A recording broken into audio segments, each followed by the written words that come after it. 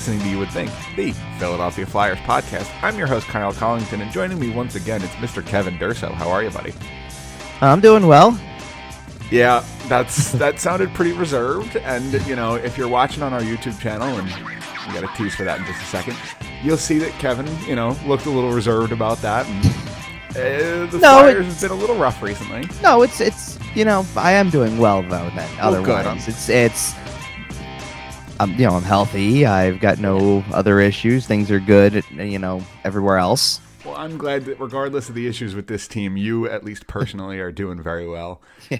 But I mentioned the YouTube channel, and I did want to mention right off the top that we do have a couple changes. If you've been watching on our YouTube channel, you'll know we have some new graphics. Thanks to Kevin for that. And also, if you're not watching on our YouTube channel, why not? So we decided that this week, this episode is actually going to be a little bit of a pilot for us, and we're going to live premiere it. And the plan is to drop it at 8 o'clock Eastern time every Sunday. If there's games that we kind of end up running late, we've done it before. If you've been with us for a while, you know sometimes the show goes up a little late if the Flyers play on Sunday. But right now, the plan is to premiere this every Sunday on YouTube at 8 p.m. Eastern. So tell your friends, share it, et cetera, and There's going to be a few down the line. There's a distinct possibility we may still do the live show thing a little later because there's a couple. They don't play on Sunday a lot. Well, especially over the foreseeable future. They barely play on Sundays for like the next month and a half at least, I think. Right. And then you've got like from mid-March until the end of the season, you've got a bunch of these Sunday games just rolling right on through.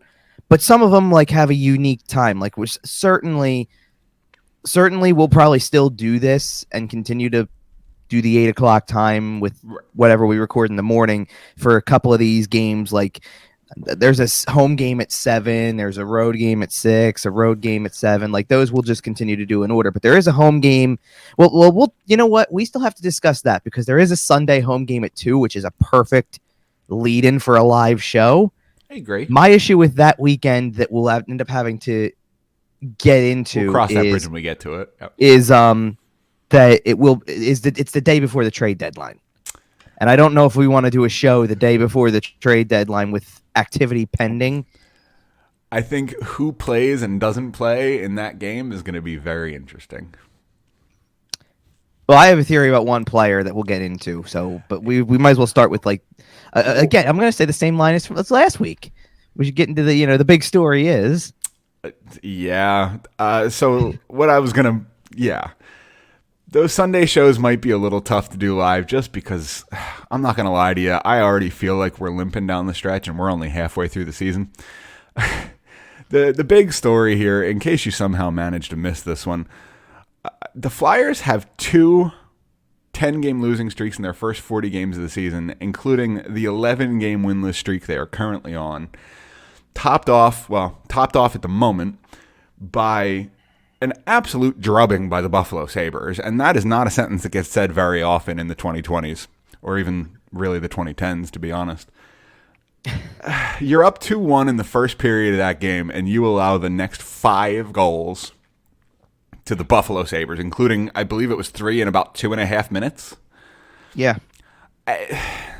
I'm not looking up, by the way, because I'm looking something up because you said it doesn't happen very often. It does not happen very often. Right, but it's January 22nd when the game takes place. We're recording on the day after, obviously, so it's the 23rd. But it was the 22nd that the game happened. I've kind of described, because I keep, if you want to lump anything in from last year, it's been a year then, because last season started on January 13th.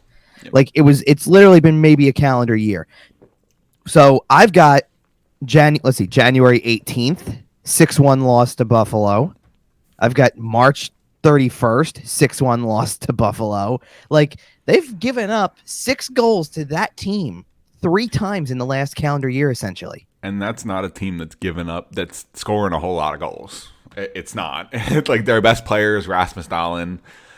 They don't have a whole lot of offensive firepower. Kyle Okposo isn't really an offensive option in 2022. Yet here we are, and they're putting 6 up on us every time we play. Now we did see Peyton Krebs score his first and second goal. Probably the biggest young prospect piece out of the Jack Eichel trade. So for the Buffalo Sabres organization, there's a little bit of a bright spot, something to look forward to. What's that like? And he scored two. And I mean, at a certain point, it's like playing tennis with the net down. But man, you just can't. I don't even know. How did we get here, Kevin? How is this team so pathetic? Because that's the word, right? Like, we've gone past sad. We've gone past bad. We're getting dangerously close to pathetic. They already are there. I mean, it's already there. How did it get here? Beats the hell out of me because other than that you didn't have a clear-cut path, that everything's patchwork with this team.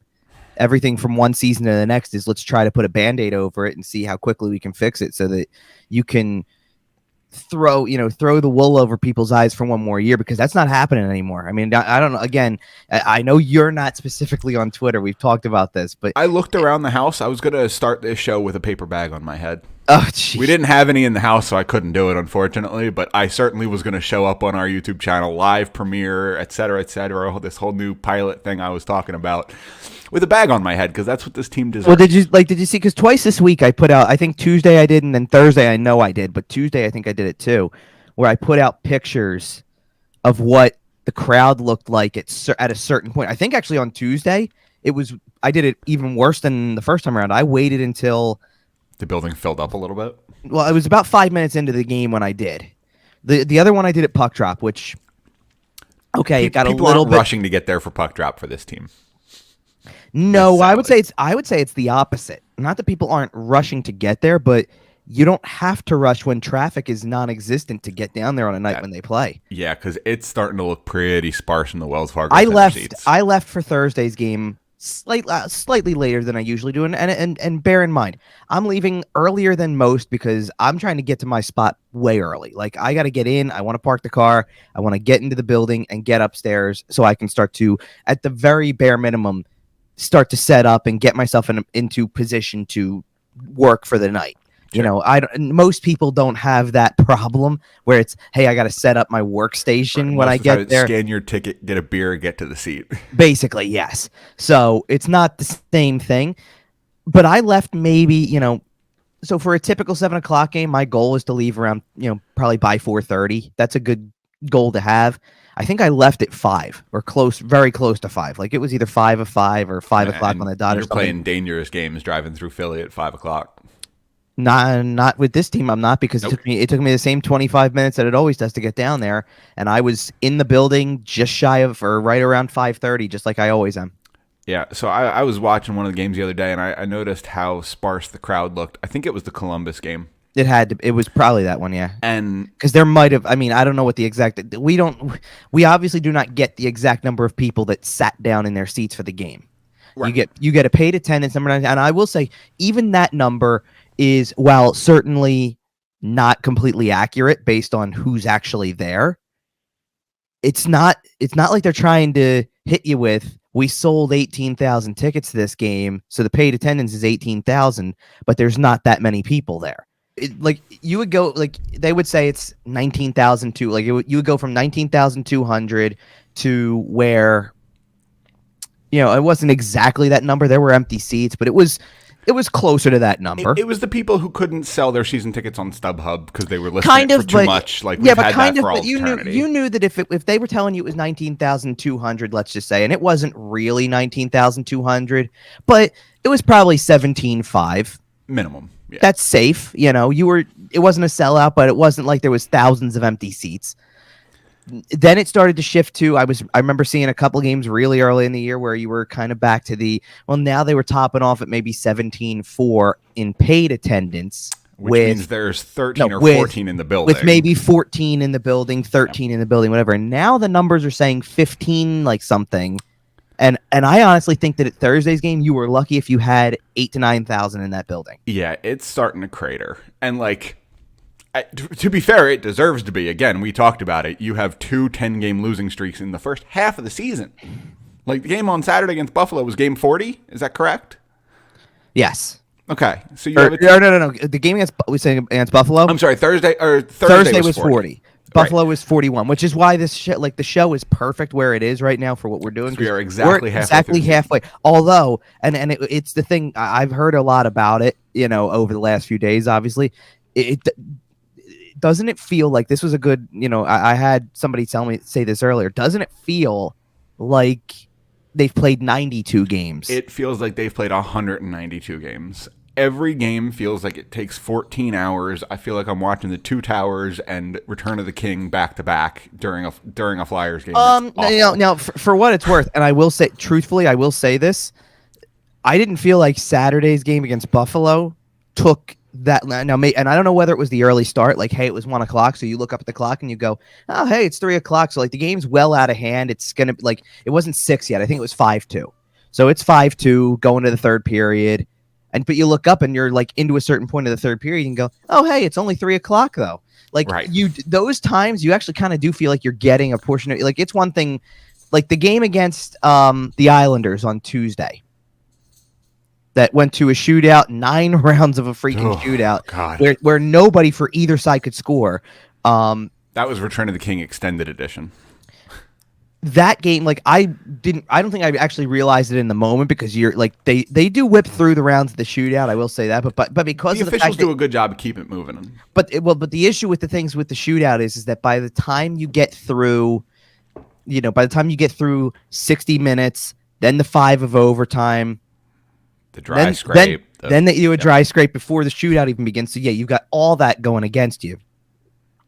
You end up locked into what the shootout is, because for me, for work, to live tweet it, which I don't do every shooter. I do every round. I do one for like, hey, round 1, blank shot for this one, score, no check scoring, emoji whatever. Or X emoji. I don't go that far, because I'm not going to get the emojis up quick enough to get to the next person because I'm also trying to get them. You just got to get them in your recently used. It'll be fine. Yeah, no, I hear you. It's not like that completely either. But either way. Well, I did want to point out here, just something I just noticed. Neither one of us is wearing Flyers gear, and we tend to wear a lot of Flyers gear here. I mean, I haven't as much as you think. I know, but this is the first time I think I've noticed that neither of us are. Nah, you did a show a couple weeks ago where I picked up on it later, but then again, I'm the one who gets it. But I'm the one who uploads the video to YouTube. So that's fair. You spend more time looking at it than I do. But yeah, that building is gonna get pretty empty, man. I could easily see them getting down into the 6, 7, 8 range, like kind of on a consistent basis. And they're probably not going to dip much lower than that, because there's enough people who just kind of like going to the games, and there's people who have their I've been to every home game since 1981, and that's great. And there's still going to be people who do. Sure. And honestly, like I said, I was watching the game the other night, and one of the things I noticed was how empty it was. And I was the kind of person when I lived in the area and went to games frequently, I would wait and I'd buy StubHub tickets at about 6:15. Oh, man, you can probably get some pretty sweet seats for a pretty good deal right about now. It might be your only chance to sit ice row. I haven't checked just to see what it is, because I have a ticket to the game. no, because I guess in part, but no, I haven't checked because I don't really care about what the prices are in the secondary market, or how much is available or whatever. Like, at the end of the day, that also still doesn't solve your problem. No, do they make money off of that person for the ticket? No, they don't. The team does not. Right. In that sense, the ticket's already been paid for, so the team's made money off of the ticket that was already previously paid for. And usually in these cases, it's the seller who's taking a loss, because you're at this point you're selling it for pennies on the dollar. Oh, you're mitigating losses, absolutely. But the problem is that they are still making money off of the person who buys the ticket, not from the ticket, but everything else. How did you get there? I mean, unless you took public transportation in, or got a ride, you paid for parking. That's why I park in the Jetro lot. No, unless you ate before you went down and bought your ticket sitting in the middle of like here's a perfect example. Unless you bought your ticket while you're sitting in Chickies and Pete's like a couple blocks away, then then you're going to eat there, and that's going to contribute to what goes back into them. Like, they are still getting something from you at the end of the day, and you could sit there and chop those tickets down from whatever they typically are to bare bones minimum, right, and go, oh, you know what? You're sitting lower level for $50. You're sitting upper level for 20, and I it got doesn't. seats once 3 rows off the glass for $30. I hear you. And sometimes people get really desperate just to get rid of them to Just have to people cut some there. losses because you paid $140, and well, if I can get 25, I'll take 25 just because it's not nothing. But yeah, But either way, we've talked about it before. We can't expect Comcast, as a large corporation that owns this team, we cannot expect them to make changes while the number is still green. And, the empty seats, all these things we're talking about are going to make a difference. Maybe not right away. And yes, we know that Comcast, as a corporation that makes billions a year, can eat the losses kind of infinitely. No, but they'll start at to a certain feel point, it does matter. it does, but they'll start to feel the impact of something like that because a half full building is not going to help you with everything else. Especially after a season last year where you couldn't have fans for the first half of the season. Well, all right, and so here's the other part of the equation that makes it tough to talk about the attendance specifically, because the bigger number that's going to come out down the road or whatever you're going to find out when it comes to attendance isn't going to happen during this season. It's going to be into next season because it's when you get to renewals that's going to be the real telltale. Like there's too many. That number's going to go down, right? Because there's too many people who halfway through the season, as bad as it's been, it's out the door. Forget the playoffs. They're not doing anything with that. They're going to challenge for a high draft pick. They're going to finish really low. They're going to have a lot of questions to answer. They're going to have a lot of problems to try to solve, right? It's not just like a singular, well, the team did this or team did that or whatever, and go get this to fix it. There's too many things to fix that it's probably not gonna happen in the course of the next year. Like it's not gonna be that simple. Right. So the question becomes like how many people this season, and I believe that the number was something like because Dave Scott actually said it preseason during one of his availabilities. I think the number was something like 13,000. That they sold 13,000, and that explains the 15,004 paid attendance because that you get a lot. Those tickets are just kind of sold just there. Already. Yep, they're there, and I would venture a guess that most of the majority of the people who are buying tickets for the single game that night, or who end up with tickets for a single game, fall into one of two categories. They either are buying the day of walk up Revolutionary Row $25 ticket at the top, which by the way, that section was virtually empty. I imagine it's going to be pretty empty for a while. That was virtually empty last game. And then the other thing you have to factor in is there's two other areas, and I'll lump them together, but they are kind of separate. It's either fans of the opposing team, because obviously we've talked about the Ranger game where that was crowded. There were Islander fans in the building on Tuesday. There were Columbus fans in the building on Thursday in some capacity. Now, in Columbus's case, and this is a really significant one when it comes to people being in the building, Columbus has a player on the roster, and he's not like a prominent player, like top of the depth chart kind of thing, but he's a regular in the lineup. He's played like the whole season. It's Eric Robinson, who is local, so his whole family is there, or most of his family is there. So you have an entire noticeable section that is very clearly Columbus oriented, but the kid's from South Jersey. Like, yeah, right. Like when Johnny Gaudreau comes back, there's a flame section too. It just kind of how it works. Well, right, and I mean they already had that game earlier, and that all that type of stuff. But like exactly that point. Like yes, there's going to be people who show up for those types of things as well. That kind of, but the interesting part to me is like that. So that falls into. I'm sure there's like a selection of a certain grouping of tickets that are on hold for things of that nature. Hey, sure. A player's coming back, or get certain amount or players' families or whatever. Right. Like it's that kind of thing, So, but it's bad when the attendance is so sparse that you're noticing that. Like guys get tickets for every game. Guys have families show up for most games. Like families there all the time. But even okay, yeah, even with the amount of people, like you said, go. People have tickets and they show up every game or something like that. There are enough cases where people who buy their season tickets, whether they're the person who intends to use all 41 home games or not.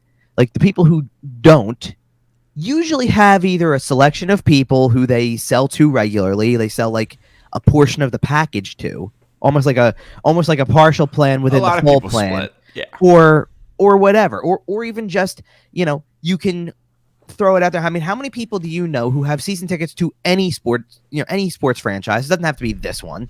That have tickets to any sports franchise that end up going on, like, say, Facebook day of game or 2 days before a game and go, "Hey, I've got tickets," or better yet, the ones I like that I see the most are people who go on like with a month to go, not until the said game, but like, okay, it's January. Come get your tickets.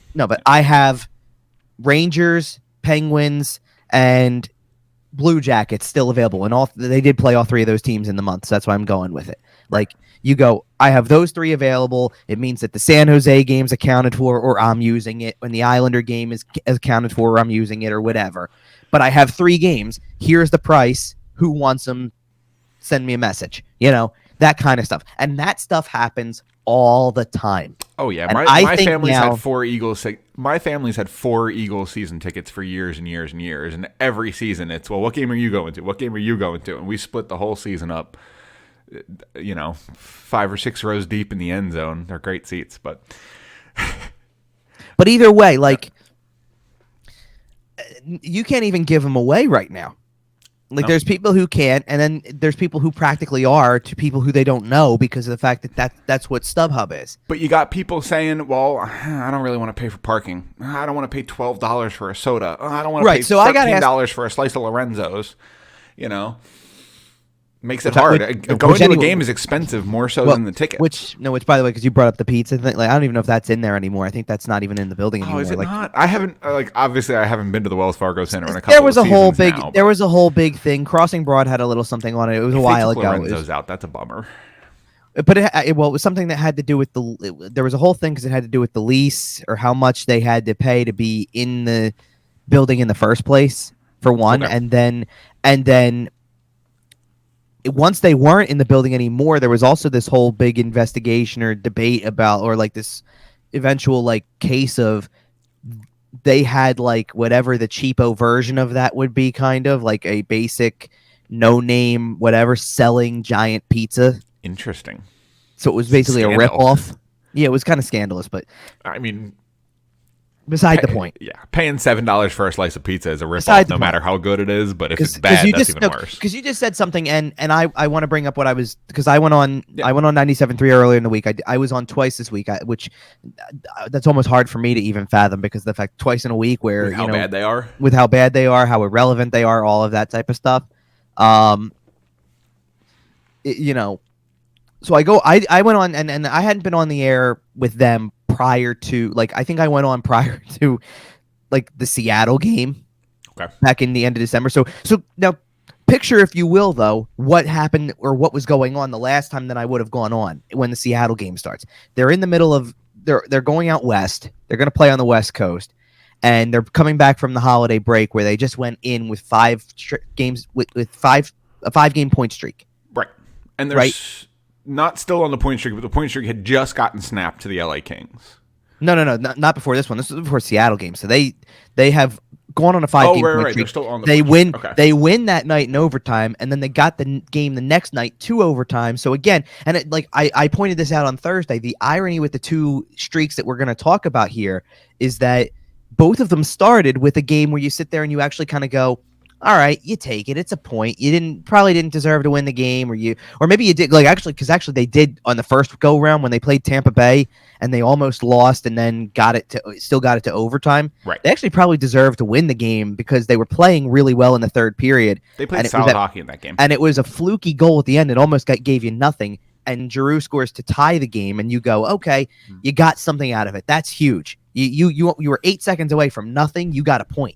So to get to whether you would have won the game in overtime and gotten a 9th win on the season and gone to 9-4-2, or whether you lost like you did in the shootout and you go to 8-4-3, 15 games in, 8-4-3, and 19 points isn't really terrible. I don't feel bad about that. No. You're and especially if you're still kind of getting to a certain point. Like, it was still you weren't at Thanksgiving yet. You're kind of like, okay, you're coming up on the quarter mark, so you kind of want to get it together soon, but you're still earning points. It's not like you're not getting points, And then in this one, obviously where they were in the standings at this point, when this streak started, when the 7-game point streak ended, or when it reached 7 games, it's not ideal. Like, you're not going to sit there and start talking playoffs right away, but you are sitting there looking at the team going, you know, as is typical when it came to everything else. Like, they had a 10-game losing streak that ran from mid-November to mid-December, basically.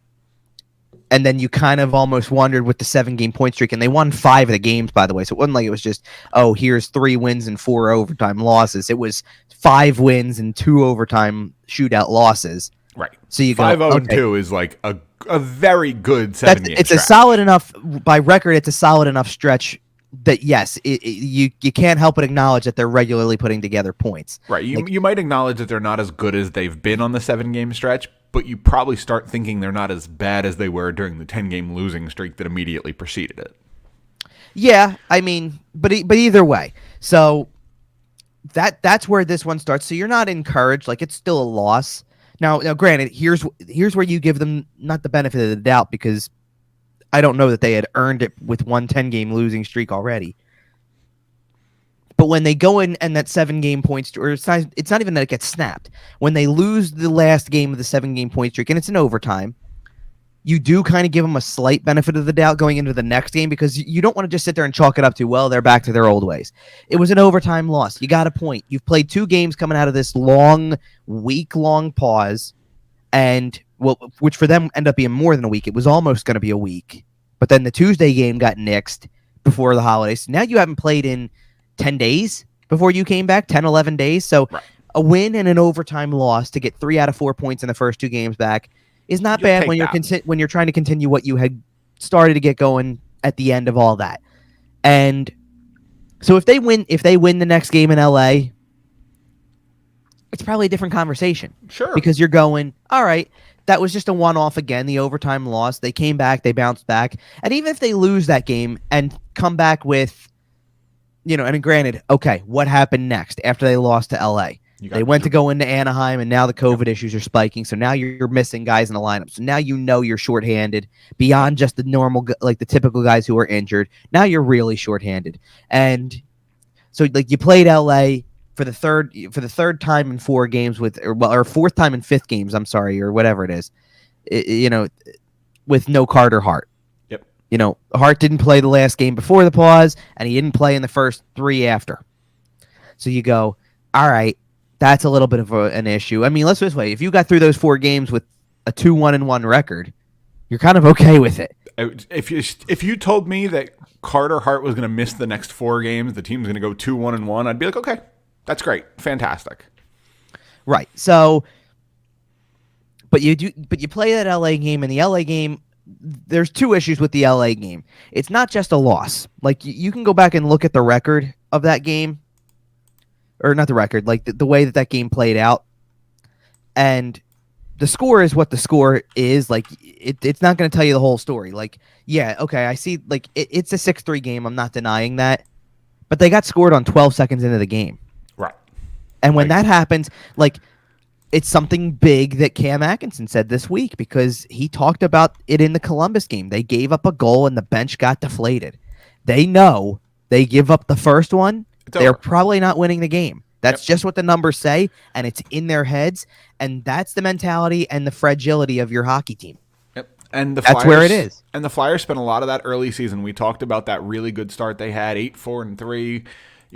Starting out was super strong. A lot of that was Carter Hart and, quite frankly, Martin Jones at the time stealing you games. Like, I think of the 41 save performance Carter Hart had against Carolina. I think about Martin Jones shutting down the Washington Capitals. Like, games that you had no business winning, your goalies won you. And while Hart and Jones have slipped a little bit, Jones looks a lot more like a backup than he did those first couple of weeks of the season. Your team has also gotten far worse in front of them, and I don't necessarily know if the goalies deserve a ton of the blame here, but they're not stealing you games like, 2001 John Sebastian Jaguar. And, like, you just can't expect that out of anybody. But it's funny because we talked earlier in the season, and one of our shows was even called 10-game segments. And I didn't realize how apt that was going to be when I pitched that as an episode title. But it was followed up by a 10-game losing streak. You know, that seven or 8 games where they looked okay, got some points, stuff like that, and then just right back to another 10-plus game losing streak. And this team really has just swung wildly as the season goes on. And a lot of that, like I said, has to do with the team kind of deteriorating. You mentioned that the team's had a lot of COVID issues at some pretty inopportune times. But overall, it's been a tough season, and I think that's putting it pretty mildly. Well, here's the next kind of big thing that I guess is going to happen down the stretch here in terms of losing.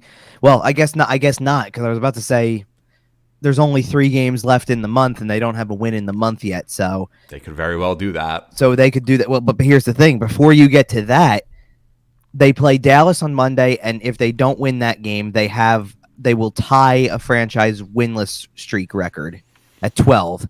They play the Islanders the very next night. If they don't win that one either, it's going to be 13. Are any other significant records going to get broken this week, Kevin? Oh, what, the Keith Yandel one? Because Keith Yandel, to be honest, this is how out of touch I have been with this kind of thing, because it's not something like they do try. I'm not trying to sit there. They don't. But you know what? Maybe this is the reason why I haven't paid as much attention to it. They mention it on the broadcast almost every night, almost as if Jim Jackson is talking it into existence more and more. Like, just get him to the record, people. Just get him to the record, because that's all that it's about at this point, right? Sure, because it's certainly not about winning games, making the playoffs at this point. It's just not. So, but here's the thing: I don't hear that stuff when I'm at a game. So there's been enough home games. I mean, I think they've played on the road 3 times in the last 2.5, 3 weeks. So it's not a lot. So I'm not watching those games on the broadcast to hear everything that's said on the broadcast. Right. So as I'm preparing for it, and I think I don't even know what made me look. I think I went and I checked at some point, but I went to go look, and it's like, oh, he's only 2 off, and that was before the Buffalo game on Saturday. So that means that he's tying it on Monday, and he'll break it on Tuesday. Yep. And that's the end of that. So, well, not the end of that, but like that puts him in first. He gets the record, and. Well, and here's the thing. I keep hearing people clamor to scratch him once he breaks the record and blah, blah, blah. Yeah, for who, though? Right. Well, and at this point, the question is for who. The second I can tell you one guy who they could for who. It's not the same style player at all, but it's the type of guy you need to start seeing more and more. It should be Igor Zamula. Okay, I agree. If Cam York is, because previously my answer would have been Cam York, but Cam York kind of looks like he's here to stay because he continues to hold a spot in the lineup. Like they've kind of Cam York shouldn't go back down. Well, no, because they finally have come to the realization that what's the difference between playing Cam York and playing in Nick Seeler or Kevin Connaughton? Cam York's better. Well, yes, but also it's you need to know what you've got. Yep. Whether he's part of your future or not.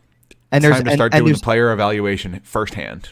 No phantoms tape. And there's arguments for both, like whether he's part of your future or not, because look, you could sit there and say the only way to do anything significant to repair some of the stuff with this team, to get a dynamic player of some kind, is you have to trade a Cam York type prospect. It's the only way to get that dynamic guy. That's if that's where you want to go. Like my argument to people who have always wanted to get that guy, especially now, is I can't level with people on that until you have a lot more else in place. But the only thing you've got right now is you've got a starting goaltender who is no lie keeping you in every game that you've played that he started. Yep.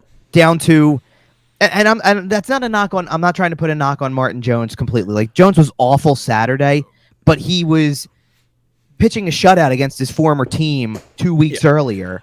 I've said before until the late third period when everything kind of gets out of hand. You know, I've said before on this show, I was very skeptical about the Martin Jones signing over the summer. I was supremely skeptical. I was downright borderline critical of it.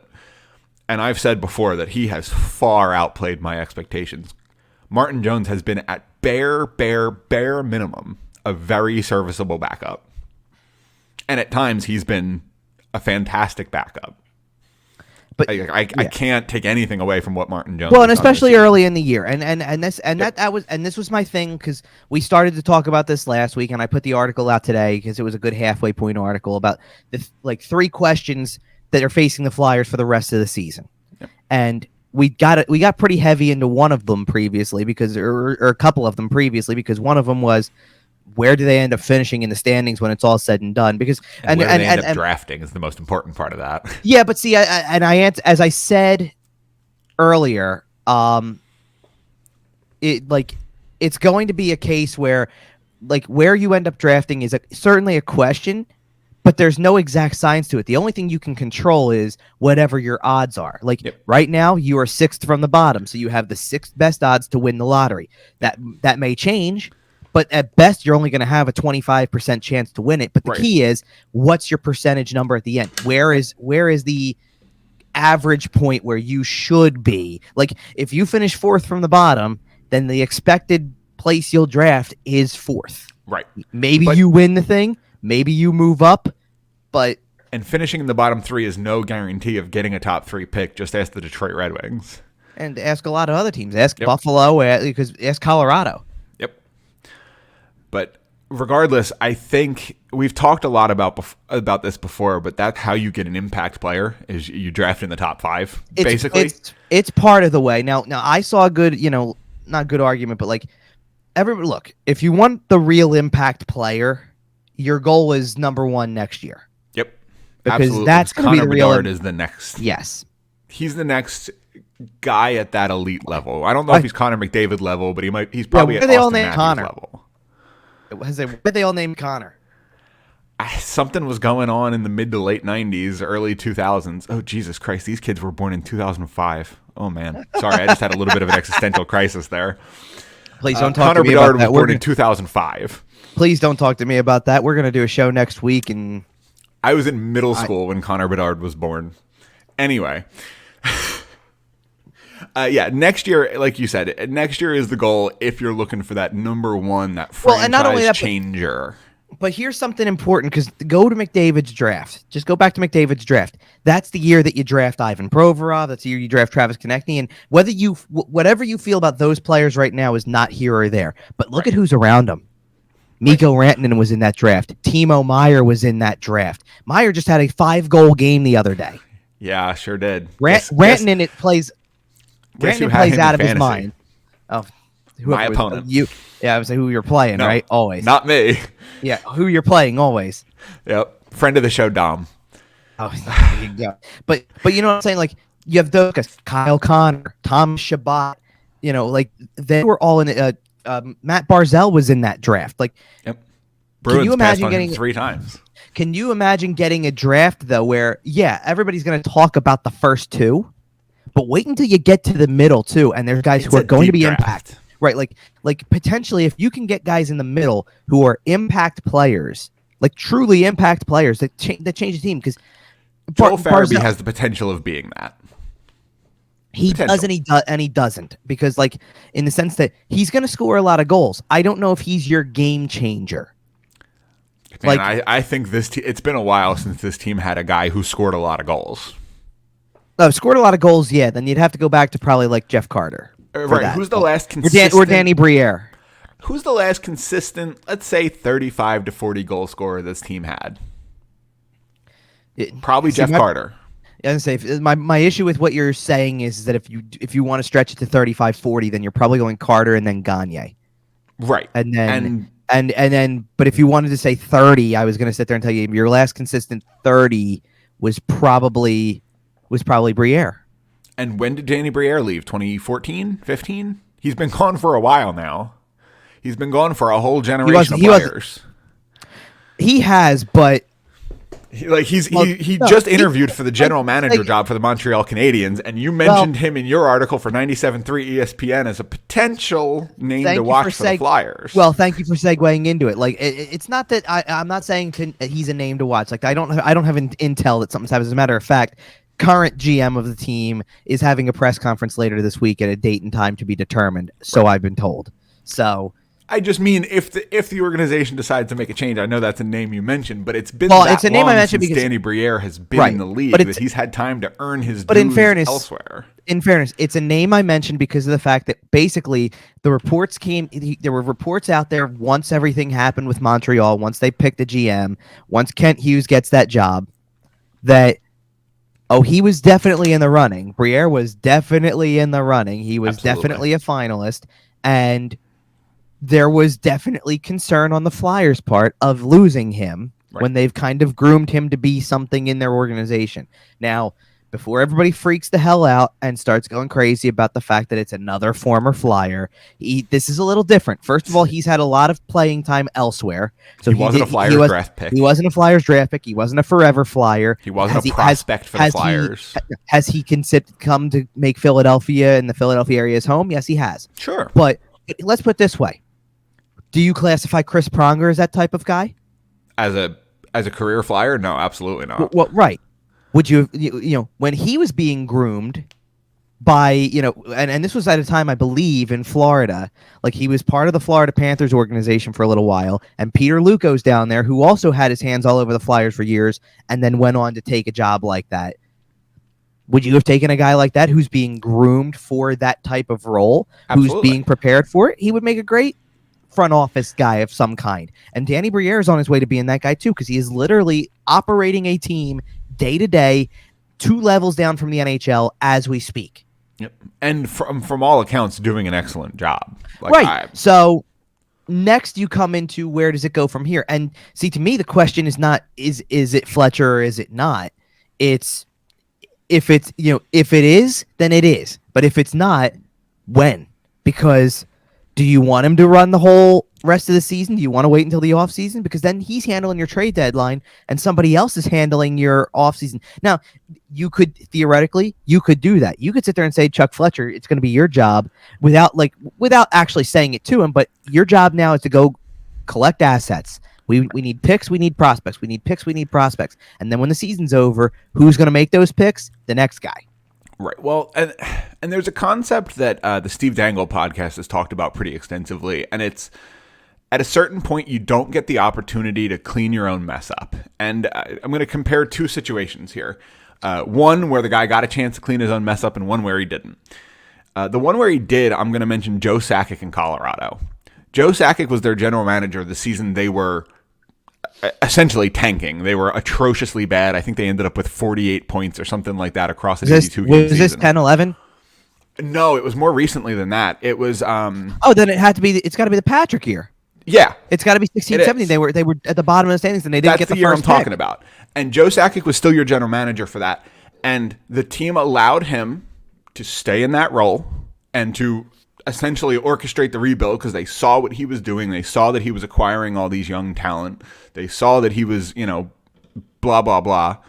He picks Mikko Rantanen in that draft, and the rest is history, right? The Colorado, they have now built an incredible program. I don't think that was the same draft, but that was Cale Makar. Yes, because so here's the thing. They were an awful team like 10, 12 years ago, 2011. And they turned that into they got the 2nd overall pick, and that was where Nathan MacKinnon went. Right. No, I'm talking about the more recent one when they ended up picking Makar, but they finished last and got screwed by the lottery. MacKinnon might have been a first. I think I'm thinking of Landeskog when I'm thinking of a second. Maybe. But they got screwed by the lottery, ended up picking 4th, ended up getting Cale Makar, who apparently the Flyers wanted. Thanks, Bobby. And the rest is history. They allowed Joe Sakic to stay in that situation and to essentially orchestrate the rebuild and clean up his own mess from the tank. And it worked out, and it's worked out really well. A situation where a guy wasn't allowed to stay and clean up his own mess, I'll mention Pete Chiarelli in Edmonton. But that situation was such a disaster because they allowed you to sign your backup goaltender to a 3-year contract extension the day before they fired him. And that has been a little muddy. So there's benefits on both sides. Do you allow Chuck Fletcher to stay in the organization? He already has that familiarity. He already knows all your prospects. He knows kind of how the system works. Do you trust him to break it all down and rebuild it in his own image, as it were? Or do you start fresh? And do you give someone like Danny Briere or one of these other names floating around? Do you hand them the keys and say, go, tear it down, rebuild it, this is on you?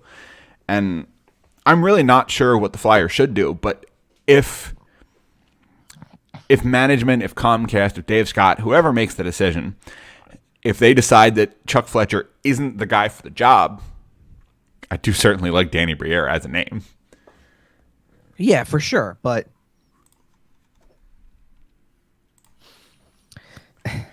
so well, I'm looking up the Colorado thing for a second because Yeah. I have all my years messed up a little bit with this. Because okay, so here's the issue. First of all, I have the 2010-11 Colorado Avalanche on my brain because of the fact that they were the last team with 2 10-game winless streaks in the same season. Okay. It's a stat we've heard a lot this week. They got the second overall pick that year's draft and used it on Gabe Landeskog. Right. 2 years later, they had the first and got Nathan McKinnon. Yep. And then, but here's the thing. So in the years since, in 2015, they had the 10th and they got Mikko Rantanen.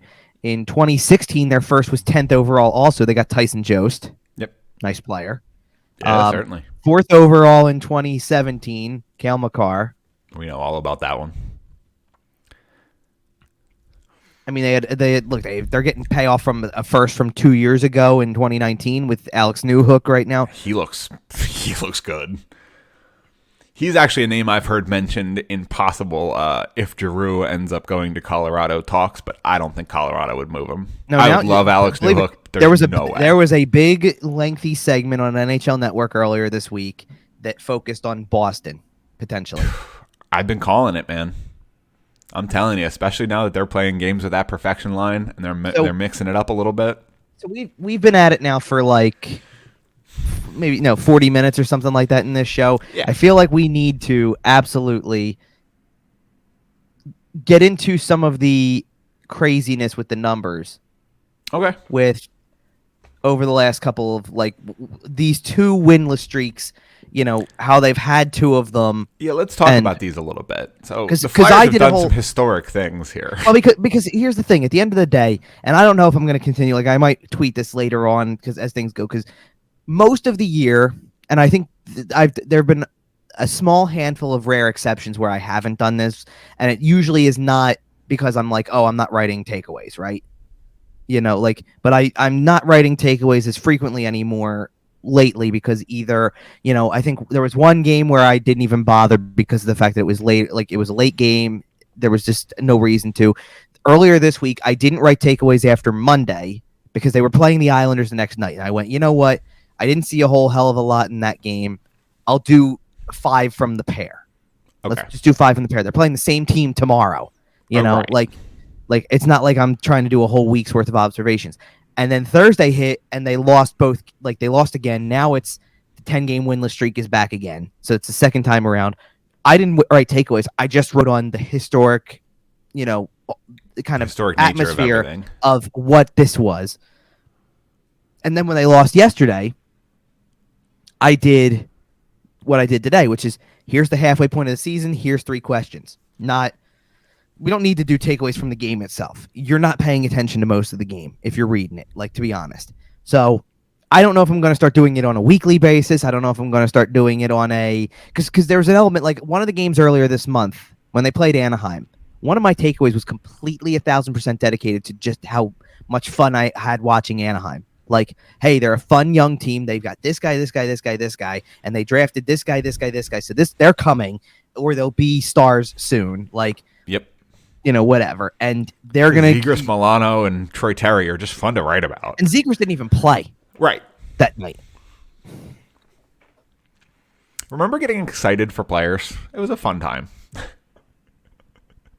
Right. But now we're sitting here going, well, Cam York, he might as well come up and play the last 40. Let's go through this list because... as one of the things I put in there, losing 10 games in a row in a season, which again, technicality, it's a winless streak. I hate the term, to be honest, because at the end of the day, it doesn't make a difference to me. I know the technical term. Would you rather just call it a losing streak? I have been. Okay, good. What I'm saying is that for every time that it happens, I see somebody who I'll see a quote tweet from of someone quoting the tweet that somebody used to say, "Oh, it's an 11-game losing streak for the Flyers," and someone will come back with, "Well, but it's a winless actually streak." Just winless because they got no, and listen, it's not that it's people try it's not like it's people who are fans doing it. Like, Right. it's respected hockey writers. Like, it'll be somebody like Frank Saravalli who's going to add on to that. Like, it is technically a winless streak. Hey, when the Flyers went 9 rounds deep in the shootout with the Islanders on Tuesday, did they win that game? Well, no, that's the point. So that's what I'm saying. Did they lose that game? Yes. Okay, so it's still a losing streak. That's my logic on it, right? Right, like but, at the end of the day, did you win the game? No. Did you lose the game? Right, and, Yes. and that's the logic that I take at the end of the day, because whether you got the loser point and whether you didn't, like, that's why everybody calls it the loser point. Because at the end of the day, that's what it is. Now, here's the deal. I get why people I get that it's technically a winless streak. I just feel like it has more of an impact. Like, no, they're not straight up losses. But I did this earlier in the year when they had a 10-game winless streak to start with, and went, oh, by the way, with the exception of, and I forget which game it was, but there was one toward the end of that too, where they lost in like an overtime. But there was a good stretch in the middle or something like that. Because again, like I said, the first one of both of them was an overtime or shootout loss in both cases. Now I'm going to switch over. I was going to get into all these numbers that I wrote in this other article, but I want to see something really quick because I want to go back to the first one. Okay, so they lost in a shootout to Tampa in the first one, and they lost to Florida in overtime in the fourth one. So from 4 to 10, Carolina, New Jersey, Rangers, Tampa Bay, Colorado, New Jersey, again, that was 6 in a row, and if they would have lost 3 more in regulation, that would have matched their longest true losing streak. Okay. In terms of no points, no nothing. So they had a legitimate 6-game losing streak, 10-game winless streak. Okay. That's the way people are really going to look at it. I just think that's I think it sugarcoats it. It sure does. And like we talked about on last week's show, it's not the same as the Dave Haxtell 10-game losing streak where you're 0-5-5 and you get 5 points and you're feeling okay because you've recouped at least a little bit of playoff value. Like, we're looking more like 0-8-2, 0-9-2. You know what I mean? Like, you're not picking up points in half the games. You're not in half the games. You're losing to the Ducks 4-1. You're losing to the Buffalo Sabres 6-3. You're losing to Pittsburgh 6-2. You're losing to LA 6-3. Like, you're getting your doors blown off. You're not in any of these games. It's losing streak. I think I said this when the first one this year was going on, that when they last had one, because everybody remembers the last 10-game winless streak. The one where they made the playoffs after it. Yeah, but you know what the difference was? And you already just hit on it. You were in the games. Well, they went 0-5-5, I think. They had 5 games that went extra time where you're going, is this the one that snaps it? Is this the one that snaps it? Is this it? Like, they were in overtime constantly throughout that stretch. Yeah, they were losing games, but it wasn't until people got really fed up with, I think, the last 2 games of that 10-game winless streak, because the fact that the last 2 were like shutout losses or really bad, like 3-1 losses that they were never really in the game, like stuff like that. It was never like all the other ones were 4-3 overtime, 5-4 overtime, 5-4 shootout. Like, everything was and it wasn't as bad to go to the point of, okay, yeah, if you're losing games 5-4, you're giving up a lot of goals. I'm not trying to say that, but at least then the goaltending was bad and you could excuse it. Well, for one, but it wasn't like you weren't scoring. You were in all those games at 4-3 or 5-4 or whatever, because you were finding a way to kind of go, hey, if you score 4 goals regularly, it should be enough to win. Right. So you weren't questioning, oh God, they've got nobody who can score. You weren't sitting there going, they just can't score. Like, do you see the results recently? And I'm not talking and I don't want to downplay 6-3 in yesterday because one of the things I put at the end of the game is I said, I don't care if it's garbage time or not. Claude Giroux scores a goal, you better be savoring it right now. Yep, and he got 2. I don't know how. Well, yeah, but the second one gave him a lead. No, I know. That was the difference. The first one he scored, the second goal of the game gave them the lead at the time. If you can believe that. I know. No, I believe it. But do you see all these? But do you see all these other ones? 2-1, 4-3 in a shootout, 4-1, 3-2, 3-2, 3-2, 6-2, 4-1. Like, how many games they don't score goals? They are not, and you know what? Sometimes that's not because of the fact that they don't come close. Like, they have times they come close and they just can't finish. It just is the way it is. But and the second Giroux goal Saturday, the third of the game for the Flyers, was a junk time power play goal. Like, it's not That's not a productive goal. Like it's good for his numbers. It's good for the Bobby Clark chase. It's good for XYZ. It doesn't matter. It doesn't change the game at all. There's 5 minutes left or whatever it is. Like there's, you know what I want to say, and I don't know if we're gonna say it, but we've seen it work across the league this year.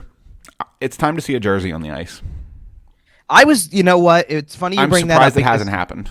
Well, when it happened in Edmonton again, I think, because it wasn't that hasn't been the first time in Edmonton, has it? But it happened recent. But it happened recently. There were three on the ice in Edmonton the other night. Right, but that's what I'm saying. So, like that happened, and I went.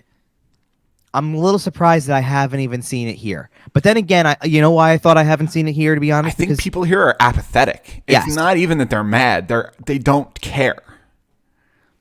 Because what do you do when you watch a game? If you're ownership, that's death. Anger sells tickets. Anger drives conversation. Anger helps your marketing, at least a little bit, because your fans care. Flyers fans are apathetic. Yeah, but okay, can I say something about the Edmonton Oilers for a second that kind of feeds into this a little bit? Yeah. I'm not talking about his comments, but they got scored against to start the game on Saturday night against Calgary. And there's a video, and Leon Draisaitl slamming the door on the bench. Like they're like, at least you see an element of they're pissed. They're why upset. is he so pissy? Yeah, I'm not going there. We're not covering that today. No, but I sit there and I go, there's your emotion. You know, like people loved it when the video from that ESPN Plus game a few weeks ago against Pittsburgh, Joel Farabee can't get a shot off on a power play. He runs down the tunnel, just slams nukes the his stick. Right, yep. But people loved that because of the fact they go, there it is. There's a guy who looks like he's really upset about something. That's how we all feel. I said the same thing all last season. Joel Farabee is the only guy who cares. And I know Claude Giroux cares, and I know that, but we've seen that for a decade plus, and we know he cares and expect it out of him. But out of the newer Flyers, guys who have joined the team in the last 3 or 4 years, Joel Farabee is the only one who cares, it seems like half the time. And while we're talking about Joel Farabee, I think it's pertinent to mention this, because in case you were hoping for any sort of turnaround, any sort of comeback, any sort of revitalization from the team, the one guy who cares, Joel Farabee, is out 4 weeks. Right. I mean, in Tuesday's game, I believe it was, against the Islanders, I'm watching that game and I'm going, every time Joel Farabee was on the ice, something was happening in a positive way. Yep. And I know that there's not many positives to pull out of games, but he was all over the place. He is one of the only guys who has a pulse. I'm glad he gets 4 weeks away from this black hole of a team. I hope he goes and remembers how to have fun and enjoys life and enjoys hockey and is just far away from this dumpster fire black hole of a hockey team.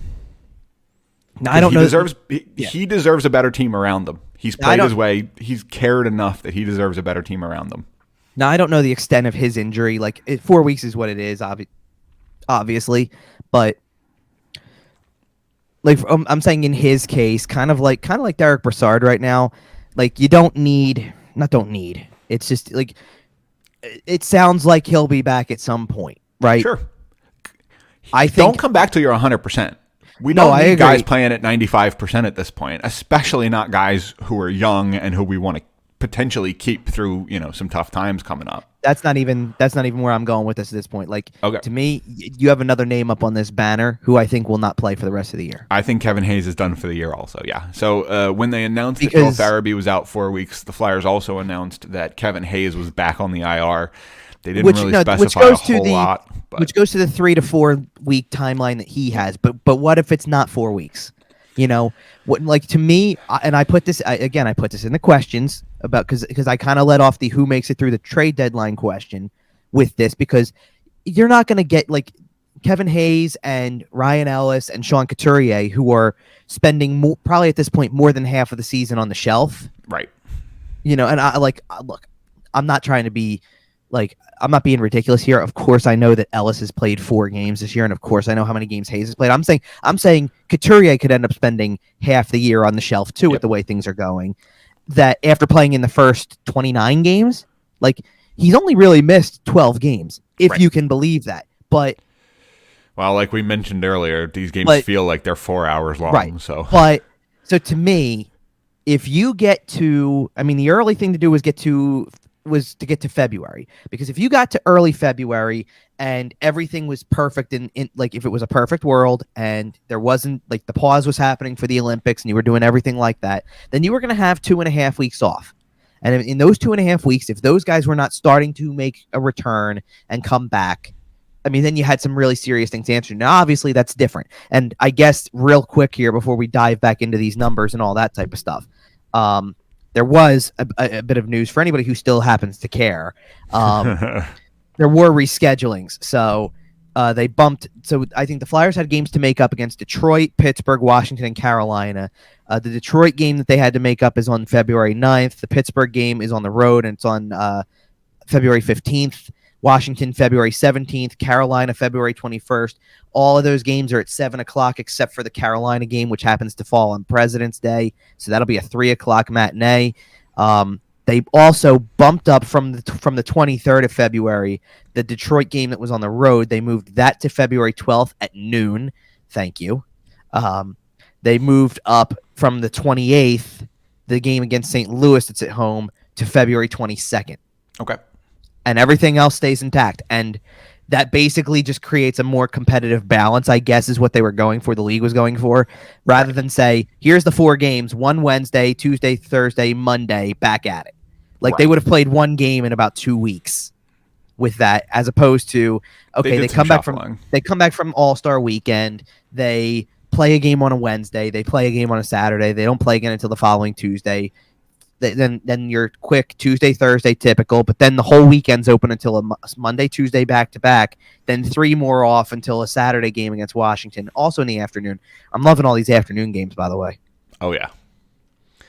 All right, so back to the numbers. Yeah, let's go back to these numbers, and then we will head towards a wrap here. We're not going to be a super-duper long show because, man, this team is just depressing. Right. So, first of all, I said like one of the things I said was I wrote in there was losing 10 games in a season is really not as uncommon as it may seem. It's actually happened 4 times already this season. Of course, 2 of those happen to belong to the Flyers, but nonetheless. But actually, so there have only been 12 such streaks since the 2017-18 season. That also includes an additional 10-game streak for the Flyers in 27-18. So basically, the Flyers have accounted for 25% of these streaks in the last 4 seasons. God. Why? So basically, since the time we've started this show. Yeah. Great timing. Fantastic. Yeah. So, okay. Now this is a part of history, franchise history, because they had done this. This is the 9th time that they had a double-digit winless streak, as it's called. Okay. And this is the first time 2 of them have come in the same season. Yep. That hasn't happened for any NHL team since the 2010-11 Colorado Avalanche, which we have already talked about. That was 11 seasons ago. It's happened, including that Avalanche team, it's happened 38 other times in NHL history, but only twice since the lockout of 2004-2005. Okay. The modern era, as it were. Right, the modern era. The only other team that we can include besides the 2 I've already mentioned is the 05-06 St. Louis Blues. Okay. It's happened only 5 other times, since 2000. In the last 30 years, it's only happened 12 times that a team has had 2 10-game winless streaks in the same season. In 4 of those 12, multiple 10-game losing streaks were the result of expansion teams still in their first 2 seasons of existence. Okay. Yeah, and it's tough to compare an established franchise with people forget just how bad expansion franchise rules used to be. Would it shock you if I told you one of them was not the Atlanta Thrashers? Yes. No, they were one of the teams. This is why I said it's not that uncommon. Just not in the first 2 years. No. They were one of the teams. They never had 2 in the same season. Okay. They were one of the teams that did have 1, right? at different points, but they have not had 2 in the same season. Hang on, let's keep going. Yeah. Because here's where they take it to a new level. For many of the, and I didn't really get into a number. I didn't bother to count because I wasn't going to go figure all this out. But for plenty of teams that have endured 2 10-game winless, losing, however you want to look at it. Just call them losing streaks. I know. I wrote losing in the article for what it's worth. Okay. We're not going to say winless streak again this show. They are losing streaks. Okay, fine. In a season, usually the second streak came late in the season, usually within the final 10 games. After you've sold all your rentals at the deadline, after you've called up your AHL guys and essentially nailed it in. My next line of the article is, this can be somewhat understandable for teams that have nothing left to play for, not much road left ahead, and may have also traded away players to contenders. The roster takes a hit and the losses can pile up. Yet here we are at game 41, halfway through the season. In the Flyers' case this season, these two streaks have come just 40 games into the season, so not even the halfway point. So there's a real chance they snag another one this year. Okay, hold on. Do you know how many times that has happened?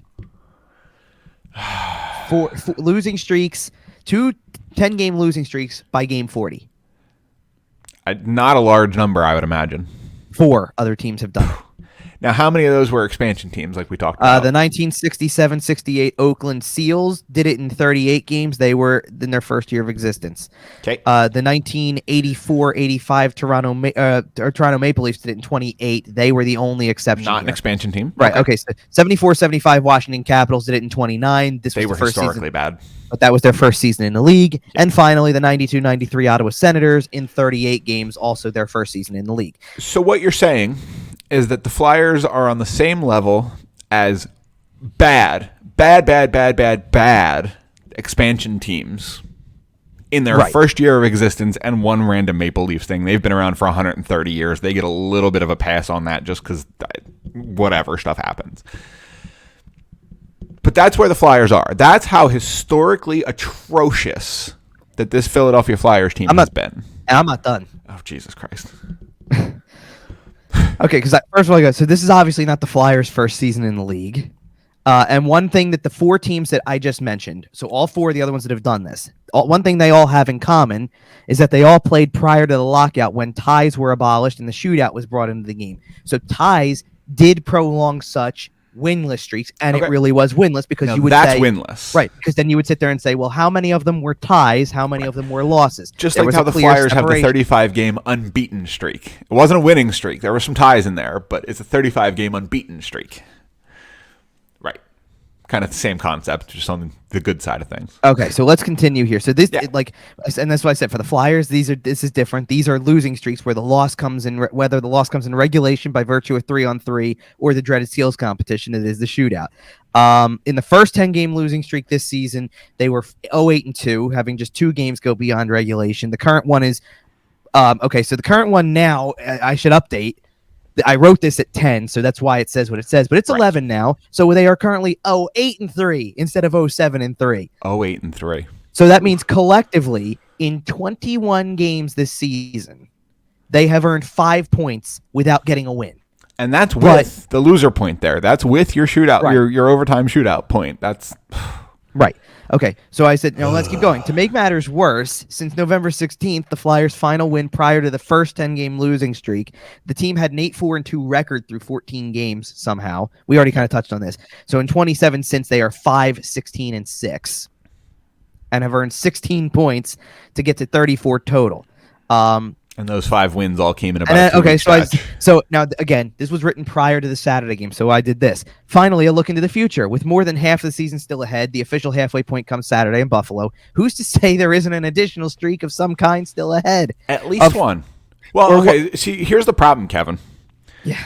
The problem with that theory is that they have to win another game before they can start a losing streak. Okay, so hold on. I got you covered. Because that might not happen the way this team's playing. As I said, who's to say there isn't an additional streak of some kind still ahead? Or what if this streak extends to establish more unfortunate franchise records? It's gonna. Okay, so I said the Flyers aren't all that far off from 1, sitting at 10 straight losses. The longest winless streak in Flyers history is 12 in the 98-99 season. Obviously pending results in Buffalo and at home against Dallas on Monday. Well, we already got a result in Buffalo, so we can keep going. The team could be in position to set a new record as soon as next Tuesday when they make a return trip to Long Island to face the Islanders. And looking at it, Dallas is, I know they've had some struggles this year, but they're within a playoff spot reach. They're in the mix out there in the West. They're going to be gunning hard for those 2 points, and then the Islanders just beat you twice. Right. So hang on, let's keep going. And whenever this streak does finally come to an end, how many games will be left for another one to possibly take place?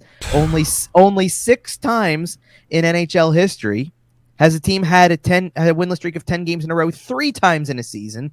That hasn't happened since the 97-98 Tampa Bay Lightning. Thank God it's been done. hold on, ready? Only 2 of the aforementioned teams, or aforementioned 4 teams to reach this mark within 40 games had a third streak. The 92-93 Ottawa Senators had a third 10-game winless streak that season. Okay. And then I wrote, because I stopped it there, so it only mentions 1 with the 3. The Right. 74-75 Washington Capitals, who were on that list, are the only team in NHL history with 4 such streaks. That might get tied. Who knows? And I went, so, and of course I finished up with, so why does this matter? Because there's no end in sight for this. Sure, they might eventually snap this streak, but then there are deadline deals to be made. Changes could be coming during the season.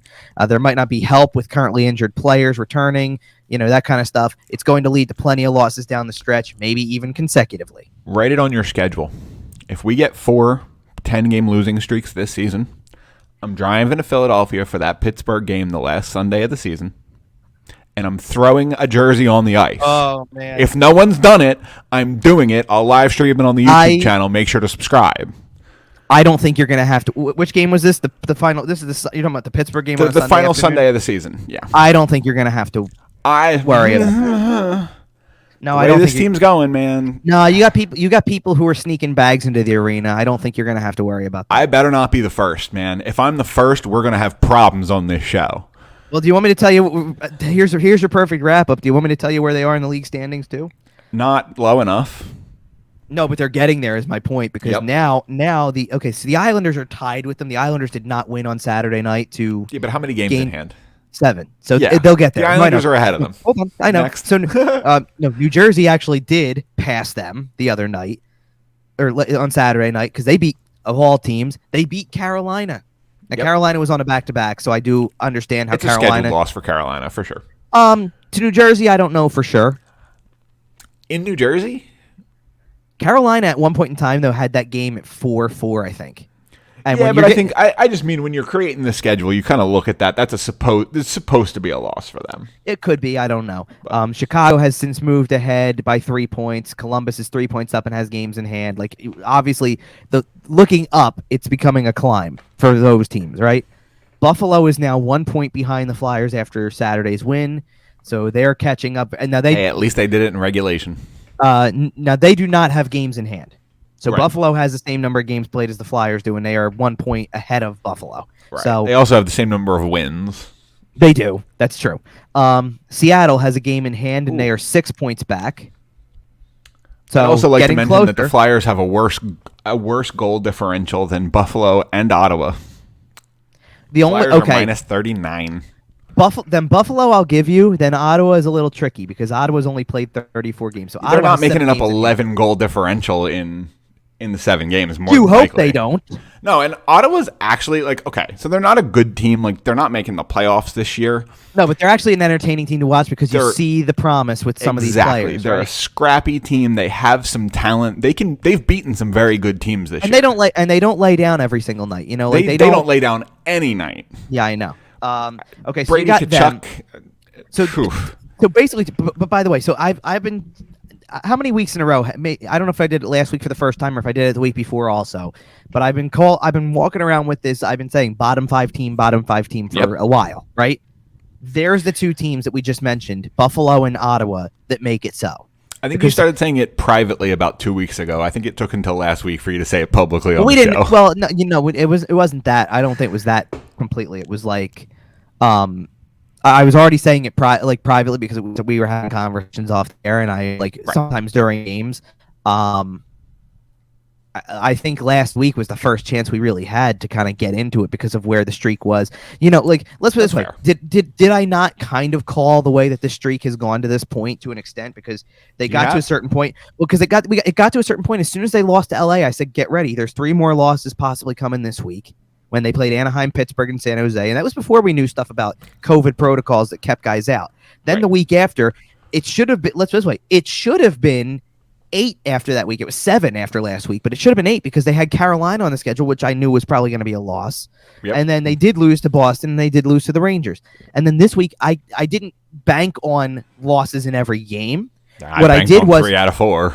No, what I did was I said, I can't assume that they're going to lose to the Islanders. I know where the Islanders are in the standings. I'm not trying to say they're a great team, but I can't assume that. We haven't seen them yet.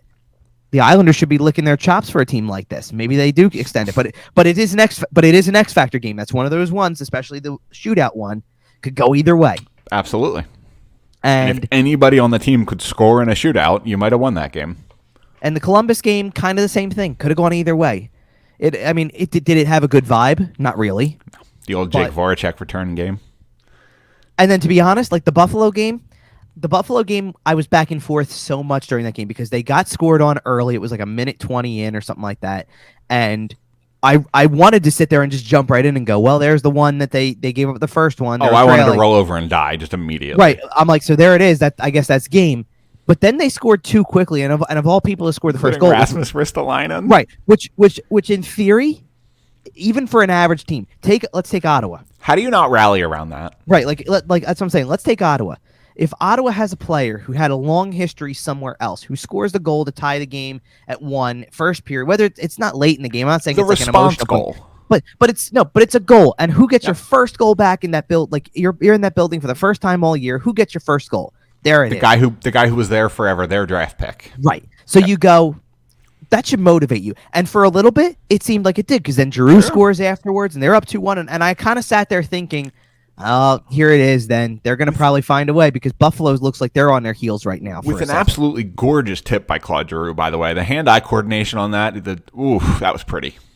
But the fact of the matter being, okay, so they're up 2-1 at that point, and if they, like, to be honest, if nothing else would have happened, if they end up 2-1 at the end of the first period, I think that the streak is in jeopardy at that point. I agree.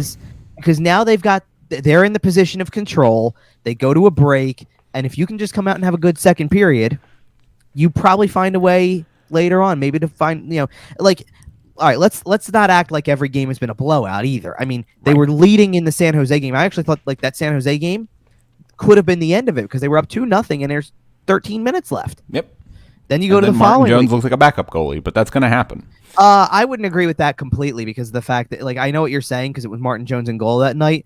Certainly, at least the tying goal of that game was just madness in front of the net where no one could cover the guy in front of the net who happens to be able to score goals.